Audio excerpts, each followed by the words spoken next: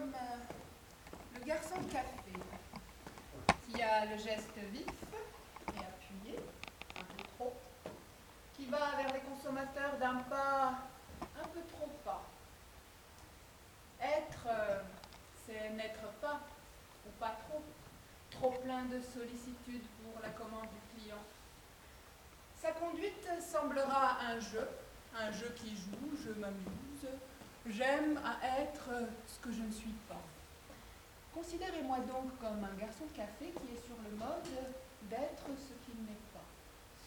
J'échappe à l'être et pourtant je suis. Je sers, je suis celle qui sert.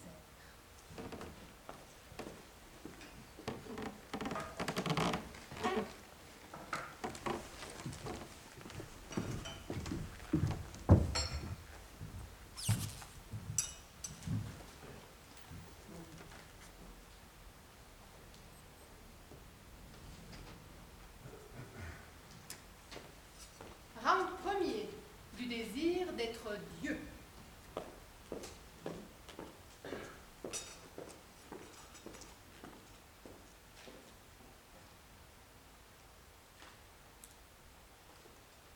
Je pense que l'espoir fait partie de l'homme. L'action humaine vise toujours un objet à partir du futur, à partir du présent, où nous la concevons et où nous tentons de la réaliser. Elle met son bien, sa réalisation dans la vie. Certes, mais tu as ajouté immédiatement après que cette action était vaine, que l'espoir est nécessairement déçu. Entre le garçon de café de l'être et le néant, un militant révolutionnaire marxiste, un poivreau parisien, un conducteur de peuple, Hitler ou Staline, et même Jean-Paul Sartre. Il y avait ceci de commun que si tous se donnaient bien des fins tant qu'ils étaient échoués. Non, t'exagères. Je l'ai dit qu'ils n'atteignaient pas jamais exactement ce qu'ils avaient cherché, qu'il y avait toujours une part d'échec. La seule fin que l'homme désirait, c'était être Dieu. Ce que tu appelais être cause de soi, de l'échec, bien sûr. Si tu veux, ce qui était important pour moi, si tu veux, c'était l'idée d'échec concernant ce qu'on pourrait appeler une fin absolue. Cet échec, est-ce qu'il est inévitable? Alors, là, si tu veux, tu me mets devant une contradiction dont je ne suis pas encore sorti, mais dont j'espère sortir au fil de nos conversations. D'un côté, je garde l'idée que la vie d'un homme se manifeste comme un échec. Ce qu'il a tenté, il ne le réussit pas. Il ne réussit même pas à penser ce qu'il veut penser ou à sentir ce qu'il veut sentir. Alors ça, si tu veux, ça conduit à un pessimisme absolu. Ce que je ne prétendais pas d'ailleurs dans l'être et le néant, mais que je suis bien obligé aujourd'hui de constater. Puis d'un côté, si tu veux, depuis 1945, je pense de plus en plus, et aujourd'hui je le pense tout à fait, que l'espoir est dans la nature même de l'action. Il y a dans l'espoir même une sorte de nécessité. Alors, tu vois, l'idée d'échec, elle n'a quand même pas un fondement profond. Mais qu'est-ce qui distingue le désir d'être du garçon de café bourré d'esprit sérieux et le désir d'immortalité de ça? L'idée d'immortalité, si tu veux, à laquelle je me laissais fort souvent aller jusqu'à ce que j'ai cessé d'écrire à cause de ma cécité. C'est une rêverie.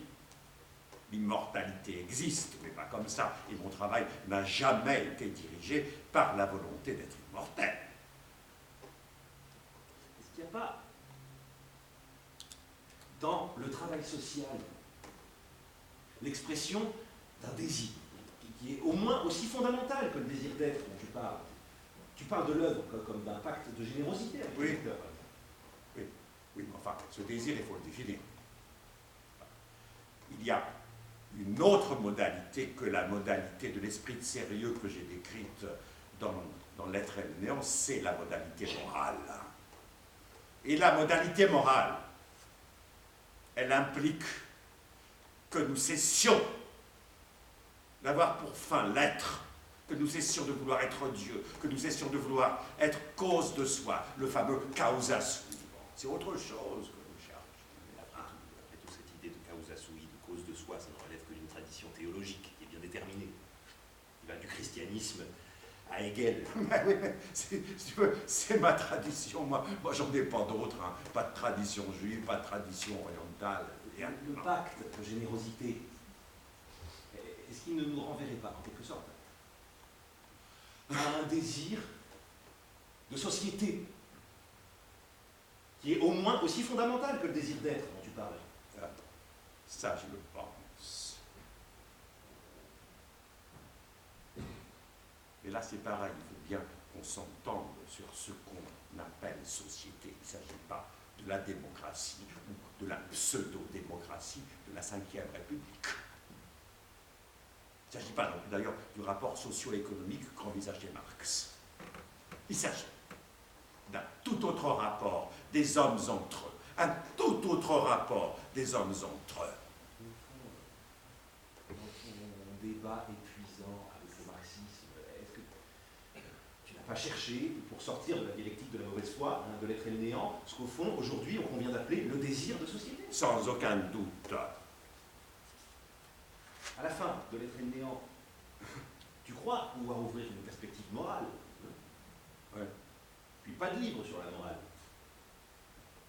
Mais ce débat avec le marxisme, je crois que ces deux choses sont intimement liées. Intimement. Tu as cru pouvoir contourner l'impasse où débouchait l'être et le néant par le sens de l'histoire, tel que Hegel et le marxisme le définissaient. Ouais. En gros, vraiment. J'ai pensé ensuite qu'il fallait aller tout à fait ailleurs. Ce que je fais maintenant. C'est-à-dire, je dirais, que la recherche des vraies fins sociales de la morale va avec l'idée qu'il faut retrouver un principe pour la gauche telle qu'elle est aujourd'hui. Cette gauche qui a tout lâché, qui est écrasée et qui laisse triompher une droite misérable. Des salopes. Mais à partir du moment où je dis la droite, ça veut dire des salauds. Alors cette gauche-là, je veux dire, ou bien elle crève, et à ce moment-là, c'est l'humanité qui crève avec elle, ou bien on lui retrouve des principes. Et je voudrais que nos discussions, si tu veux, soient à la fois l'esquisse d'une morale et la découverte du vrai principe de la gauche. Donc pour toi, le vrai principe de la gauche, ça a quelque chose à voir avec le désir de société. Absolument. Absolument. Et avec l'espoir. Tu vois, mes œuvres sont un échec. Je n'ai pas réussi à dire tout ce que je voulais dire, ni de la façon, de la manière dont je voulais le dire. Je pense que j'ai fait ce que j'ai pu, je veux dire, ça valait ce que ça valait, je veux dire, l'avenir le dira. Mais de toute façon, il y a un lent mouvement de l'histoire vers une prise de conscience des hommes les uns par les autres. Un lent mouvement de l'histoire vers une prise de conscience des hommes les uns par les autres. Et à ce moment-là, si tu veux, ce que nous avons fait dans le passé, ça trouvera sa place, sa valeur. Par exemple, ce que j'ai écrit. Et c'est ça qui donnera à ce que nous avons fait ou à ce que nous ferons une sorte d'immortalité. Ah, faut croire au progrès. C'est peut-être une de mes dernières naïvetés. Comment se fait-il que les intellectuels aient eu besoin de trouver un appui, un fondement dans cette saloperie de stalinisme? Parce qu'il fallait bien trouver un avenir pour cette société. Qu'elle cesse d'être la merde qu'elle est partout aujourd'hui, enfin. Je ne pensais pas changer le monde à moi tout seul et par ma propre pensée. Mais je distinguais, si tu veux, des forces sociales qui tentaient d'aller de l'avant. Et je trouve que ma place était au milieu d'elles. Donc, au départ, l'intellectuel, totalement indépendant, écrit l'être et le néant, Ouais. sans se soucier du Parti communiste. Mais il n'arrive pas à fonder l'espoir.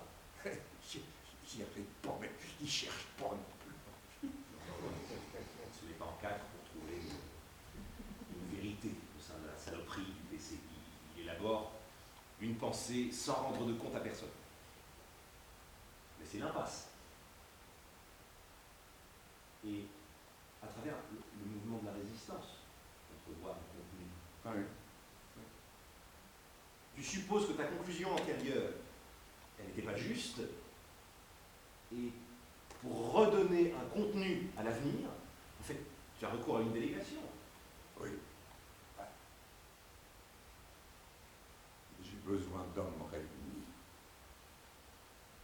Parce que on ne pourra pas secouer le corps social ou le faire s'effondrer à une seule ou à plusieurs petites unités séparées. Il faut un corps de gens qui luttent. Très bien, donc là, tu en arrives vite à poser la question du groupe, de l'union d'une pluralité d'hommes pour agir, comme un point clé d'une pensée de la révolution, donc de l'avenir. Et tu vas écrire un livre de près de 800 pages pour établir une théorie des ensembles pratiques, la critique de la raison dialectique. J'ai pas fini en plus. Il va y avoir 800 pages de plus. Or, pour faire cette théorie des ensembles pratiques, tu as besoin de recourir à une représentation de la fin ultime de l'histoire. Et tu l'empruntes au marxisme. C'est la classe ouvrière qui est chargée d'achever la préhistoire humaine. Bon, donc on voit bien, si on fait le compte, que tu es déporté d'une première définition de la fin ultime comme échec, là dans les traits néants, à une deuxième définition de la fin ultime comme achèvement de l'histoire par le prolétariat. Bah, sans jamais oublier Jacques. Oui, dans la critique, on le voit bien l'échec, parce que chaque fois on s'attend à rencontrer la fraternité, on bute sur la terreur. Ouais.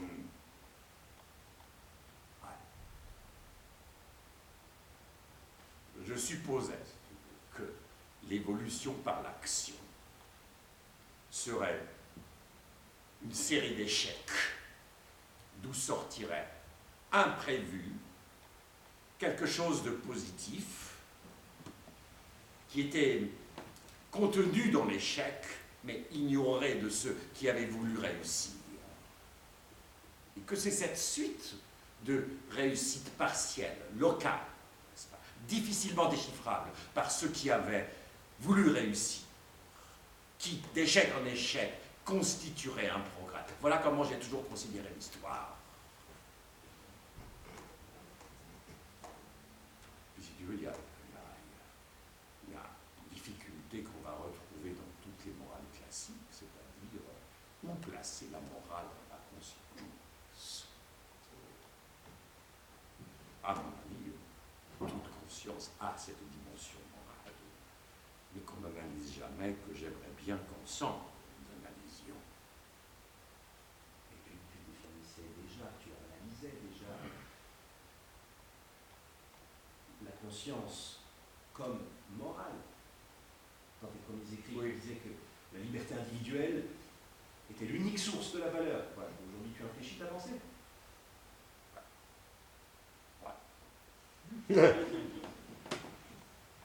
Parce que dans mes premières recherches, comme la grande majorité des moralistes, je cherchais la morale dans une conscience sans réciproque, sans autre. Et aujourd'hui, je dirais plus volontiers sans autre que sans réciproque.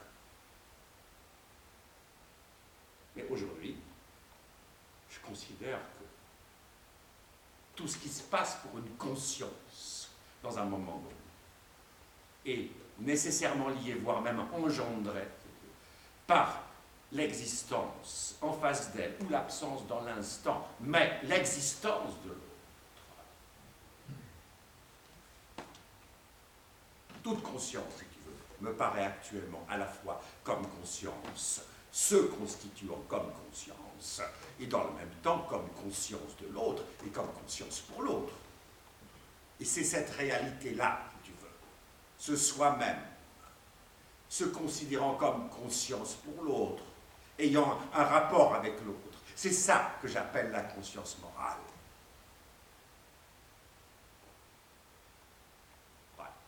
L'être pour autrui, il ne considère plus du tout de la même manière. C'est vrai, j'ai laissé, c'est vrai, j'ai laissé chaque individu trop indépendant dans ma théorie d'autrui de l'être et de néant. Mais malgré tout, j'ai posé des questions qui montraient sous un aspect neuf le rapport à autrui. C'est-à-dire qu'il ne s'agissait pas de deux tout fermés, dont on se demandait jamais comment ils pouvaient entrer en relation, parce qu'ils étaient fermés. Là, il s'agissait bien du rapport de chacun à chacun. Mais comme précédant, si tu veux, la constitution d'un tout, ou même empêchant chaque tout, c'est-à-dire chaque être, d'être à jamais fermé. Donc, j'envisageais bien quelque chose qu'il fallait développer. Mais malgré tout, j'ai considéré chaque conscience en elle-même et chaque individu en lui-même comme relativement indépendant de l'autre. Et je n'avais pas, si tu veux, déterminé ce que je détermine aujourd'hui. La dépendance de chaque individu par rapport à tous les individus.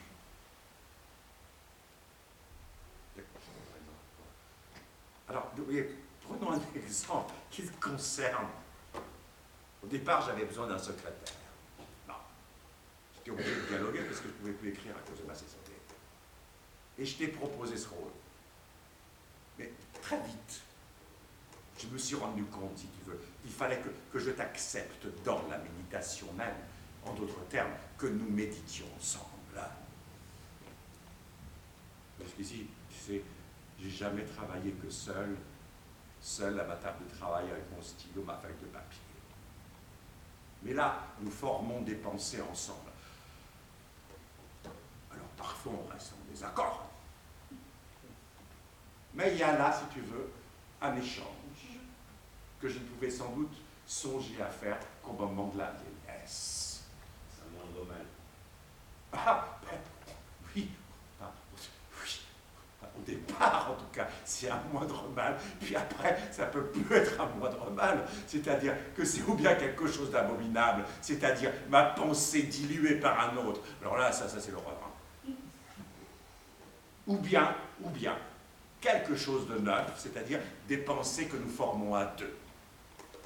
J'écris, bon, les pensées que j'offre aux gens sont universelles, mais elles ne sont pas plurielles. Tant qu'il y a un auteur, si tu veux, la pensée porte sa marque, on y entre, on y circule par des chemins qu'il a lui-même tracés, bien qu'elle soit universelle. Bon, je vais te dire ce que représente pour moi notre collaboration. Ce sont des pensées plurielles que nous avons formées ensemble et qui me livrent sans cesse du neuf, bien que je sois a priori en accord avec chacune d'elles. J'ai pensé que tout ce que tu pouvais dire qui allait modifier une question qui venait de moi, tes objections, une autre manière de voir, j'ai pensé que c'était ça l'essentiel. Et c'est essentiel en quoi? Essentiel en ceci, que je ne suis pas devant un public imaginé, mais je suis devant les réactions mêmes que mes questions devaient susciter. Il y a un truc qui a beaucoup compté. Tu as commencé à penser à la philosophie à 15 ans, à partir de mes livres.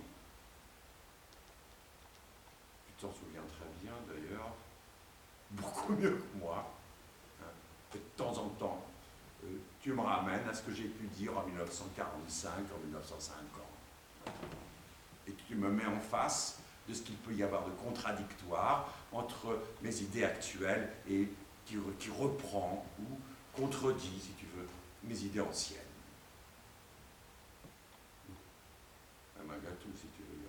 On peut toujours voir là un vieillard qui a pris un type très intelligent pour travailler avec lui, mais qui reste le personnage principal.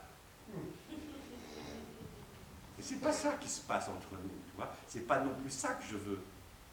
Ce sont deux hommes, quelle que soit la différence d'âge, qui connaissent bien l'histoire de la philosophie et l'histoire de ma pensée, et qui s'associent pour travailler sur la morale.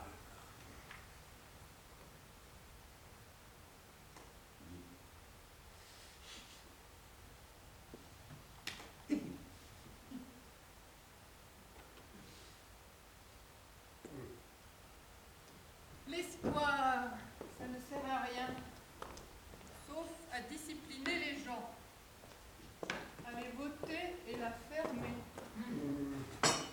Ici et maintenant, la lutte politique n'a plus de modèle. Même si l'on n'a rien à proposer, on a le droit de s'opposer. Un programme clé en main, c'est un piège. La fin de l'histoire aussi, ça n'existe pas. La gauche doit accepter que ses fondements sont en crise. Une crise profonde. Sinon, il n'y aura plus de gauche. Round 2, la gauche. Alors, tu as dit récemment que la gauche, ça n'existe plus. Alors, évidemment, tu as certainement pensé, tu as certainement dit tout ce que de nombreuses personnes pensent tout bas, mais ça ne suffit pas. Il faudrait quand même s'interroger d'un peu plus près. Il y a toujours un électorat de gauche. Il y a toujours des partis de gauche. Alors qu'est-ce que ça signifie l'affirmation que la gauche, ça n'existe plus? Alors, ça veut dire qu'il y a un électorat de gauche qui vote pour la gauche, qui vote pour des partis de gauche, mais qui a perdu l'espoir et qui ne pense plus, si tu veux, que voter relève d'une intention supérieure. Voter pour le Parti communiste autrefois, mais ça correspondait à un acte révolutionnaire. Tandis que là, je veux dire, ça je crois aujourd'hui, je veux dire, c'est un acte de républicanisme classique. Alors, il y a un parti, il y a le Parti communiste, et on vote pour lui normalement, comme on voterait pour n'importe quel autre parti. Ils déjà autant du gauchisme, on critiquait l'électoralisme des partis de gauche. Mais le gauchisme aussi a disparu. C'est-à-dire, si tu veux, qu'on a d'un côté un électoralisme des partis de gauche qui empêche, qui rend impossible toute idée de changement fort et total, c'est-à-dire toute idée de révolution. Et depuis longtemps, je pense d'ailleurs que le Parti communiste, c'est le pire adversaire de la révolution. Puis d'un autre côté, si tu veux, tu as l'aspect insurrectionnel du gauchisme, mais qui lui aussi a disparu. Alors, ça veut dire qu'on ne peut plus agir comme le faisaient les gens en 68, c'est-à-dire dans les manifs, dans les grèves, etc. Ça n'a plus aucun sens aujourd'hui.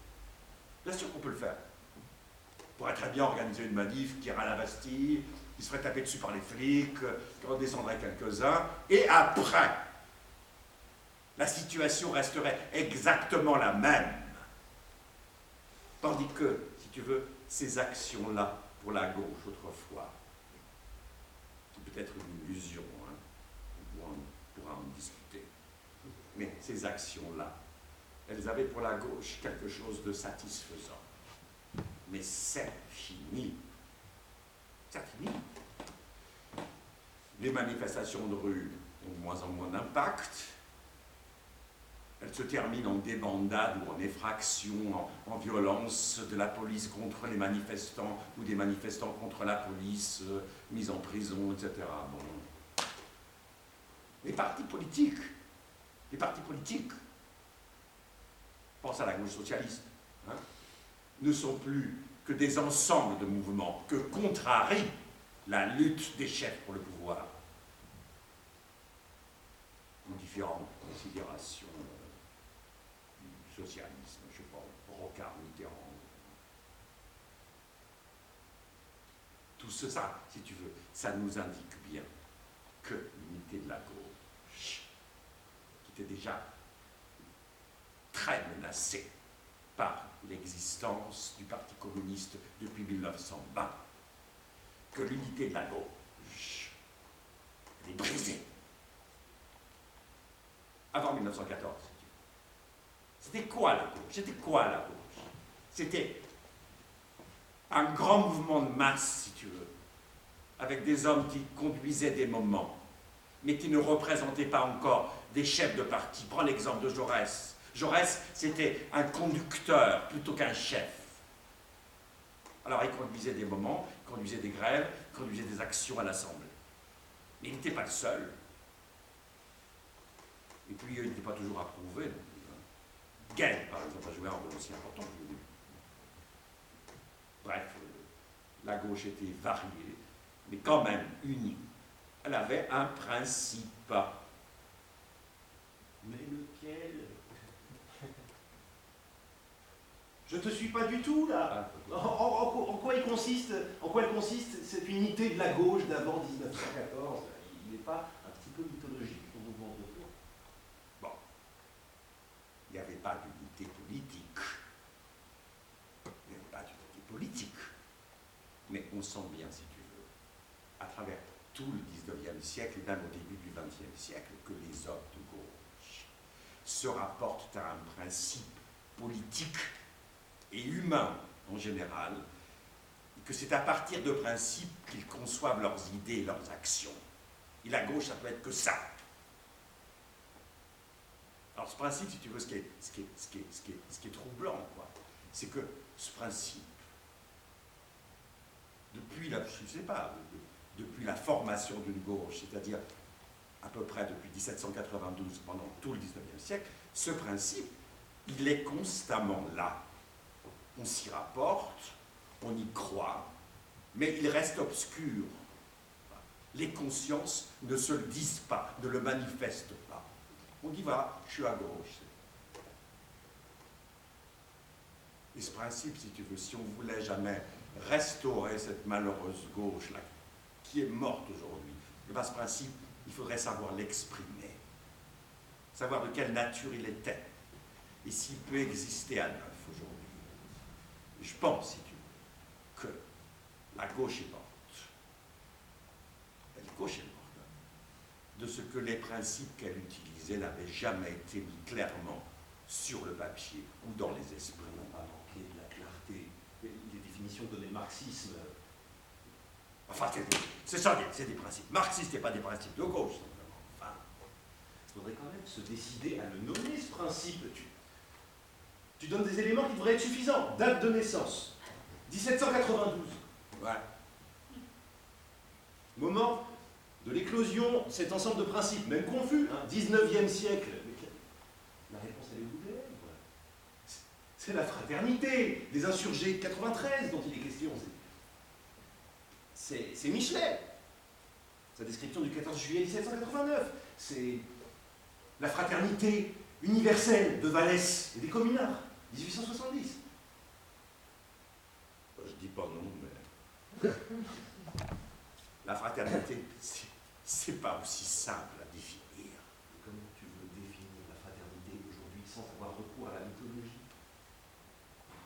Mais parce que finalement, elle est dans l'avenir. On n'a pas besoin de recourir à une mythologie qui est toujours du passé. La fraternité, c'est quoi? C'est ce que seront les hommes les uns par rapport aux autres, quand à travers toute l'histoire, ils pourront se reconnaître activement et affectivement liés les uns aux autres. C'est ça, la fraternité. Alors là, la morale est indispensable. Hein. Ça signifie bien que l'avenir des hommes, si tu veux, est basé en même temps sur les principes d'une action commune et sur des considérations matérielles, c'est-à-dire au fond sur la rareté. Ce que tu as est à moi, ce que j'ai est à toi. Donc, si tu manques, je te donne et réciproquement. Ça, c'est l'avenir de la morale. Mais les hommes ont des besoins précis. Et la situation extérieure ne leur permet pas de les réaliser. Il y a toujours moins qu'il ne faudrait, n'est-ce pas? Nous sommes cernés par la rareté. Il manque toujours quelque chose. Alors là, si tu veux, on a deux attitudes humaines qui ne sont pas, qui sont difficilement compatibles, n'est-ce pas? Mais qu'il faut essayer de vivre en même temps. D'un côté, l'effort pour réaliser l'homme, pour l'engendrer. Ça, c'est le rapport moral. Puis d'un autre côté, évidemment, la lutte contre la rareté. D'où la violence. Ah, Selon la critique de la Angélique. Alors justement, je voudrais te rappeler une chose que tu as écrite dans la préface aux données de la Terre de François. oui. Qui dit « Fils de la violence ». Tu dis à propos du colonisé. Il puise à chaque instant en elle son humanité. Il puise dans la violence à chaque instant son humanité. Tu n'as pas écrit fils de la mère, tu as écrit fils de la violence. C'est la violence accoucheuse, comme chez Engels. C'est pas pareil. Je vois pas pourquoi. Mais c'est pas pareil. Je vois pas J'ai dit pourquoi. que c'est pas pareil. C'est pas pareil. Ma question là voilà. Ah. Est-ce que l'humanité peut s'engendrer ainsi? Dans la violence? Comprends-moi bien, je te pose pas la question, est-ce que la violence, ça existe?